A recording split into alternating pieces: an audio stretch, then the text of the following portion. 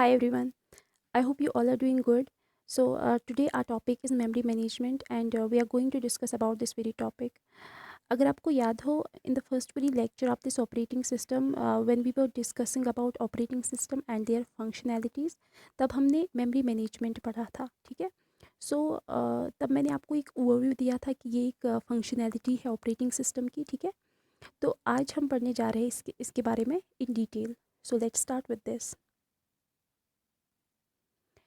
Memory management जो है it's a kind of method और काइंड ऑफ फंक्शनैलिटी जो हम यूज़ करते हैं in order to manage various kinds of memories ठीक है. You can have various kinds of memories like hard disk है आपके पास, रैम है, रजिस्टर्स है. तो आपको क्या देखना है कि how these memories are managed in a more efficient manner ठीक है, जो कि किसकी फंक्शनैलिटी है, ऑपरेटिंग सिस्टम की ठीक है. Now, memory management is simply it's a method of managing the primary memory. अब यहाँ पे मैंने सिर्फ प्राइमरी मेमोरी का यूज़ क्यों करा ये आपको खुद ही पता चलेगा ठीक है. तो मेमोरी मैनेजमेंट का एक बहुत ही इम्पॉर्टेंट रोल है हमारे ऑपरेटिंग सिस्टम में.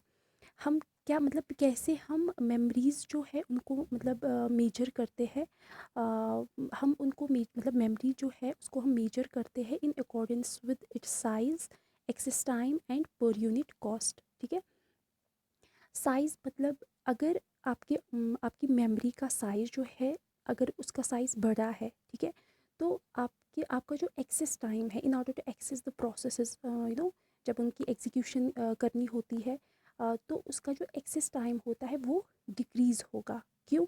क्योंकि जितना बड़ा साइज़ होता है, साइज़ जो है it's inversely proportional to the access time ठीक है. मतलब जितना ज़्यादा बड़ा साइज़ होगा उतना ही कम एक्सेस टाइम होगा ठीक. और जितना कम साइज़ होगा मेमोरी का उतना ही एक्सेस टाइम जो है वो फास्ट होगा मतलब इंक्रीज्ड होगा. और पर यूनिट कॉस्ट जो है ये भी किस पे मतलब किस फंक्शन पे हम इसको मेजर करते हैं. जितना मतलब साइज़ जो है जितना वो बड़ा होगा उतना ही उसका प्राइस जो है, कॉस्ट जो है उतना ही उसका कॉस्ट कम होगा. मतलब पर यूनिट कॉस्ट मतलब अगर आपकी जो मेमोरी है सेकेंडरी मेमोरी अगर 1 GB जो है पर यूनिट कॉस्ट मतलब 1 GB कितने की आती है, फिर 2 GB 3 GB मतलब ऐसे ही पर यूनिट कॉस्ट ठीक है. तो ये तो आपको पता ही है कि मेन मेमोरी जो है that's RAM that is more costly than secondary memory ठीक है. तो यहाँ पे अगर कोई डिफरेंस आपसे पूछेगा, एक तो इसका साइज़ बड़ा होता है सेकेंडरी मेमोरी का और दूसरा इसका एक्सेस टाइम जो है वो बहुत कम होता है. तो मोस्टली हम क्या कौन सी मेमोरी प्रेफर करते हैं, रैम ठीक है. हम जब भी हमें कोई डिवाइस ख़रीदना हो हम उस टाइम बोलते हैं उनको कि जो मतलब ये डिवाइस है, मोबाइल है या लैपटॉप है, इसकी रैम कितनी है ठीक है. हम ये नहीं बोलते कि इसका हार्ड डिस्क कितना है मतलब इसकी जो सेकेंडरी मेमोरी, क्योंकि सेकेंडरी मेमोरी हम वो एक्सटर्नल भी यूज़ कर सकते हैं ठीक है. नाउ यहाँ पे आपको पता चल गया होगा कि मेमोरी मैनेजमेंट जो है वो मतलब मेमोरी जो है वो हम किस तरह से मेजर करते हैं. तो अब क्या है, देखो जब भी आपको प्रोसेसेस को क्या करना होता है, एग्जीक्यूट करना होता है. बहुत सारी प्रोसेसेस क्रिएट होती है कहाँ पे, सेकेंडरी मेमोरी में. सबसे पहले हम सेकेंडरी क्योंकि हम वहाँ पे साइज़ बहुत ज़्यादा होता है तो हम वहाँ पे बहुत सारे प्रोसेसेस जो है वो स्टोर कर सकते हैं. उसके बाद जब हम उनको एग्जीक्यूट करते हैं, सीपीयू जो है उसका डायरेक्ट कांटेक्ट सिर्फ मेन मेमोरी तक ही होता है ठीक है. मतलब रजिस्टर्स के साथ भी होता है, कैशे मेमोरी के साथ भी होता है और रैम के साथ भी, लेकिन सेकेंडरी मेमोरी के साथ नहीं होता है डायरेक्ट कॉन्टैक्ट से. जब भी हमें कोई प्रोसेस एग्जीक्यूट करनी होती है तब हमें क्या करना होता है, हम सेकेंडरी मेमोरी से वो प्रोसेसेस उठाते हैं मतलब we just fetch the processes from secondary memory and उनको क्या करते हैं, रैम में लाते हैं ठीक है. किस लिए, एग्जीक्यूशन के लिए.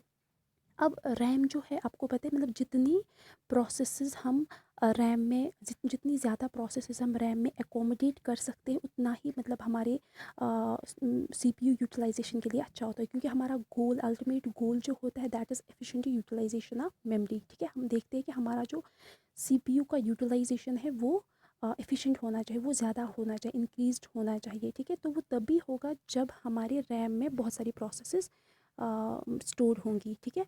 तो ये प्रोसेस हम कहाँ से लाते हैं, सेकेंडरी मेमोरी से ठीक है.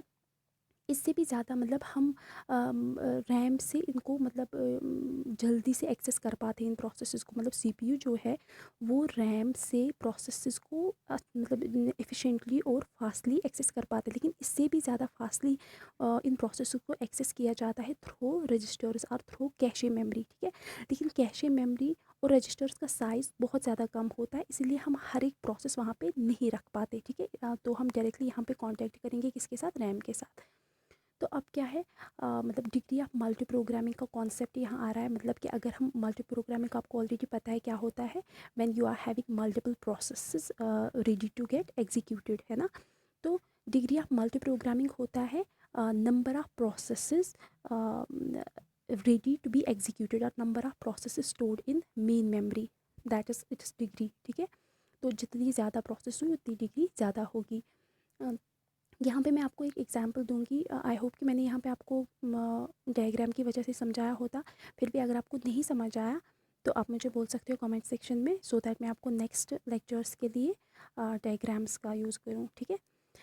नाउ यहाँ पे मैं आपको रिक्वायरमेंट से पहले मैं आपको समझा रही हूँ कि मेमोरी मैनेजमेंट का एक मतलब कैसा रोल है हमारे ऑपरेटिंग सिस्टम में। फॉर एग्ज़ाम्पल आपकी रैम जो है वो से फॉर एग्ज़ाम्पल उसका जो साइज़ है दैट इज़ 1 GB, ठीक है।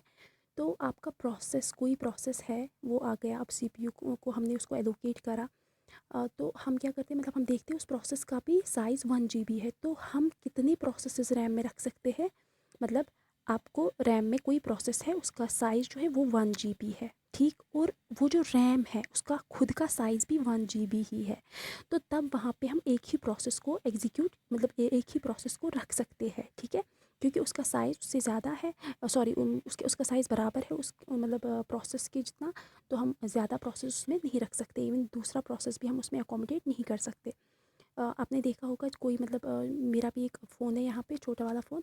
तो उसमें मुझे कोई भी गेम नहीं चलती है, क्यों? क्योंकि उसका साइज़ जो है वो मतलब आजकल की जो भी मतलब गेम्स होते हैं उनका साइज़ बहुत ज़्यादा होता है, ठीक है। तो वो उसमें हम मतलब फिट नहीं कर सकते, वो उसमें नहीं चल सकती। इनफैक्ट हमारा फ़ोन जो है वो हैंग हो जाता है, ठीक है। तो वहाँ पे हमें सिंपली ये पता होना चाहिए कि आपके जो गेम का साइज़ है वो एटलीस्ट अगर कम नहीं होगा आपकी मतलब रैम से, आपके फ़ोन के रैम से, एटलीस्ट उतना तो होना चाहिए, ठीक। तभी जाके मतलब you will be able to play that game. Now ये मैंने आपको एग्जांपल दी जैसे मतलब आपको समझाने के लिए। अदरवाइज़ मतलब जो प्रोसेसेस होते हैं हम उतने ही मतलब प्रोसेसेस का साइज़ देखते हैं। हमारा जो ऑपरेटिंग सिस्टम है ये इसी का मतलब यही मैनेज करता है, ये इसी का काम है कि ये देखता है कि प्रोसेसेस जो है वो ज़्यादा बड़ी ना हो, उनका साइज़ ज़्यादा बड़ा ना हो, ठीक है। सो दैट मतलब हम उन प्रोसेसेस को क्या करते हैं, हमने डिफरेंट शेड्यूलिंग एल्गोरिथम्स पढ़े, उसमें हमने देखा कि हम कैसे प्रायोरिटी देते हैं डिफरेंट प्रोसेसेस को, है ना। किसी प्रोसेस को ज़्यादा टाइम लगता है, किसी का साइज़ ज़्यादा होता है या कुछ और, तो हम अकॉर्डिंगली उनको एग्जीक्यूट करते हैं। और ये सारा काम कौन मैनेज करता है, ऑपरेटिंग सिस्टम। तो अब अगर आपका रैम जो है वो 8 GB है या 4 GB है, तब हम उसमें मतलब एक एक GB के प्रोसेस या उससे कम वाली प्रोसेसेस जो है वो अकोमोडेट कर सकते हैं। बहुत सारी प्रोसेसेस जितने भी आएंगी उसके बाद उनको एक एक करके एग्जीक्यूट कर सकते हैं, ठीक है। आप इसको मैथमेटिकली भी आप निकाल सकते हो कि किस तरह से हम ये करते हैं। फॉर एग्ज़ाम्पल अगर आपका कोई प्रोसेस है, से फॉर एग्ज़ाम्पल 1 GB का प्रोसेस है, और उसका जो रैम का साइज़ है वो भी 1 GB है। अब आपकी इस प्रोसेस को इनपुट आउटपुट ऑपरेशन की ज़रूरत पड़ी, अभी इनपुट आउटपुट ऑपरेशन करने के लिए जाएगा, ठीक है। और वहाँ पे इसको से फॉर एग्ज़ाम्पल के टाइम इसको वहाँ पे लगा, ठीक है। तो इस टाइम तक सीपीयू जो है वो आइडल रहेगा, ठीक। तो हमें अगर मैथमेटिकली इसको निकालना हो कि कितने टाइम तक हमारा सीपीयू आइडल रहेगा, we can say for example 1 - K time. 1 - K time मतलब कि हमारे सीपीयू में एक प्रोसेस था, अब उसने कुछ के टाइम लिया कहीं पे इनपुट आउटपुट ऑपरेशन करने के लिए, तो इसका टाइम हम 1 - K निकाल सकते हैं, ठीक है। इसी तरह से अगर दो प्रोसेसेस है तो तब हम बोलेंगे सीपीयू का टाइम जो है मतलब इन प्रोसेसेस का, इनके रिलेटेड अगर दो प्रोसेस है then it can be 1 - K², ठीक है। इस तरह से हम सीपीयू का यूटिलाइजेशन कैलकुलेट कर सकते हैं कि मतलब कितना हमारा सीपीयू यूटिलाइज हो रहा है, ठीक है। नाउ आपको पता है कि और एक बात है यहाँ पे, जो आपके प्रोसेसेस होते हैं, लाइक अगर मैंने अभी बोला कि आपके रैम का साइज़ 1 GB है और आपके प्रोसेस का भी साइज़ 1 GB है, ठीक है। तो ज़रूरी नहीं कि आपको ये सारा प्रोसेस जो है मतलब वो एग्जीक्यूट करना हो। कभी कभार आपको प्रोसेस के कुछ इंस्ट्रक्शंस को एग्जीक्यूट किया जाता है, तब आपको मतलब आप पूरा का पूरा मतलब साइज़ जितना 1 GB होता है वो पूरा आपको लाना पड़ता है, फेच करना पड़ता है सेकेंडरी मेमोरी से मेन मेमोरी में। तो आप उस टाइम वो चीज़ वो आप पेजिंग और मतलब हमें आगे बहुत सारे टॉपिक जैसे लाइक पेजिंग है, फ्रेगमेंटेशन है, तो उनमें आप पढ़ोगे कि कैसे प्रोसेसेस को ब्लॉक्स में डिवाइड किया जाता है, डिफरेंट ब्लॉक्स में डिवाइड किया जाता है, सो दैट हमें वही ब्लॉक हम फेच करते हैं सेकेंडरी मेमोरी से, जिस ब्लॉक के इंस्ट्रक्शंस को हमने एग्जीक्यूट करना होगा, ठीक है। और बाकी जो है बाकी मेमोरी हम बाकी प्रोसेसेस के लिए यूज़ करते हैं। अदरवाइज़ वहाँ पे 1 GB की रैम में हम 1 GB का प्रोसेस लाएंगे और मतलब एग्जीक्यूशन उस पूरे प्रोसेस की नहीं करनी होगी, कुछ ही इंस्ट्रक्शंस की, तो हमारा CPU उस टाइम आइडल रह सकता है। मतलब चांसेस है कि हमारे जो CPU की यूटिलाइजेशन है वो एफिशिएंट ना हो, मतलब वो पूरा का पूरा यूटिलाइज ना हो, ठीक है। तो इन चीज़ों का ख्याल रखना पड़ता है यहाँ पे ऑपरेटिंग सिस्टम को। ये आप फर्दर लेक्चर्स में देखोगे। तो नाउ आप मतलब आई होप कि आपको एक छोटा सा मतलब आइडिया आया होगा मेमोरी मैनेजमेंट का, किस तरह से ये मेमोरी जो है मैनेज होती है हमारी डिवाइसेस में। तो सारा काम इसी को करना पड़ता है, लाइक कि मतलब मेमोरीज जो भी प्रोसेस इसको सेकेंडरी मेमोरी से लानी होती है, उनको क्या करना पड़ता है, मेमोरी एलोकेट करनी पड़ती है, फिर जब ज़रूरत ना हो तो डी एलोकेट करनी पड़ती है ना। ये सारी चीज़ें जो है ये इसी का काम है। मतलब तो इसके बाद मेमोरी मैनेजमेंट जो है it's meant to satisfy some requirements. कुछ चीज़ें हैं जो हमें ध्यान में रखनी है कि कुछ रिक्वायरमेंट्स इसको सेटिस्फाई करनी पड़ती है, ठीक है। वो रिक्वायरमेंट्स क्या है? First of all first requirement is relocation. Relocation हम किसको बोलते हैं? देखो, रिलोकेट करना, लाइक अगर आपने मतलब कोई प्रोसेस लाई सेकेंडरी मेमोरी से, ठीक है। अब आप मतलब इनकी एग्जीक्यूशन जो है वो ख़त्म हो गई या इनको कुछ इनपुट आउटपुट ऑपरेशन कुछ करना पड़ा, तो ये मतलब उन प्रोसेसेस को मतलब सीपीयू को एफिशिएंटली यूटिलाइज़ करने के लिए हम उन प्रोसेस को स्वैप करते हैं। स्वैप मतलब उन प्रोसेसेस वो प्रोसेस जो ही बाहर निकलती है मेमोरी से, तो वहाँ पे हम दूसरे प्रोसेसेस को स्टोर करते हैं, ठीक है, फैच करते हैं कहाँ से? सेकेंडरी मेमोरी से। तो ज़रूरी नहीं है कि वो प्रोसेसेस हमेशा अपनी जगह पे आए, ठीक है। जब दोबारा वो इनपुट आउटपुट ऑपरेशंस करके आती है वो पहली प्रोसेसेस, तो ज़रूरी नहीं है कि वो अपनी ही जगह पे फिर से स्टोर हो या अपनी ही जगह पे फिर से एग्जीक्यूट हो, ठीक है। तो वहाँ पे उनको रिलोकेशन होती है, ठीक। तो मतलब किसकी वजह से? स्वैपिंग की वजह से। So this is the first requirement, ये सारा इसमें है, you can see it. Now second one is protection. Protection क्या है? मतलब सिक्योरिटी तो ज़रूरी है। सिक्योरिटी किस लिए? कि जितनी मेमोरी में आपको क्या करना है, हर एक प्रोसेस को अपनी अपनी मेमोरी एलोकेट की जाती है, ठीक है। तो जिस प्रोसेस को लाइक P1 जो है उसको जितनी मेमोरी एलोकेट की गई है वो दूसरे प्रोसेस की मेमोरी को दूसरे प्रोसेस की मेमोरी को यूज़ नहीं कर सकता। मतलब चाहे अगर वो बड़ी है, मतलब जितनी भी बड़ी प्रोसेस है, वो किसी भी सूरत में दूसरे प्रोसेस की मेमोरी को यूज़ नहीं कर सकता, ठीक है। तो ये चीज़ का ख्याल भी रखना पड़ता है ऑपरेटिंग सिस्टम को, ठीक है। Now another point is sharing. Sharing जो है इट्स प्रोटेक्शन मैकेनिज्म। देखो, शेयरिंग आपको पता है, मैंने मतलब बहुत सारे टॉपिक्स पढ़े हमने शेयरिंग के लिए। मतलब शेयरिंग कॉन्सेप्ट हमारा ऑलमोस्ट क्लियर हुआ है कि हम क्या करते हैं मेमोरी में जो ही मतलब एक शेयर्ड मेमोरी जो है वो शेयर्ड होती है, मतलब हर एक प्रोसेस उस मेमोरी को यूज़ कर पाता है। तो कभी कभार प्रोसेस जो है अगर वो वहाँ पे कुछ चेंज करे, है ना, वो हमने पढ़ा था उसमें, शायद हमारा ये वाला टॉपिक था, जो भी हमने प्रीवियस वाले टॉपिक्स पढ़े उनमें बहुत जगहों पे हमने मैसेज पासिंग में हमने पढ़ा, शेयर्ड मेमोरी में हमने पढ़ा। तो वहाँ पे हमने देखा कि मेमोरी जो है वो शेयर होती है प्रोसेसेस के बीच में।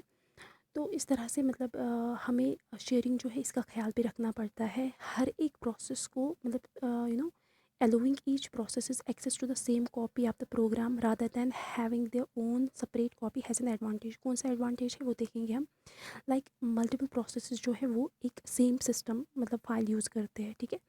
और ऑब्वियसली ये नेचुरल है कि हम एक कॉपी, एक फ़ाइल की कॉपी को लोड करते हैं मेन मेमोरी में, और उसको उसके बाद उस मतलब प्रोसेस उस फाइल को, ठीक है, या उस कॉपी को हम शेयर करते हैं बिटवीन ऑल द प्रोसेसेस। सो ये जो चीज़ का ख्याल रखना पड़ता है वो भी मेमोरी मैनेजमेंट को रखना पड़ता है, in order to allow controlled access to the shared areas of memory without compromising the protection. मतलब ये हर एक प्रोसेस जो है वो इस मेमोरी को शेयर करते हैं, लेकिन उनका मतलब कोई भी राइट नहीं बनता कि वो एक दूसरे की स्पेस में आके घुसे, ठीक है, वहाँ पे हमें सिक्योर रहना पड़ता है। तो ये चीज़ का ख्याल भी रखना पड़ता है कि इसको ऑपरेटिंग सिस्टम को we can have different mechanisms that are used to support relocation supported sharing capabilities. Okay, so this was all about today's lecture, and इंशाल्लाह टुडेज़ ये जो लेक्चर है इसके बाद हम लॉजिकल और फिजिकल एड्रेस के बारे में पढ़ेंगे। आई होप कि यहाँ तक आपको समझ में आया होगा। Okay, thank you.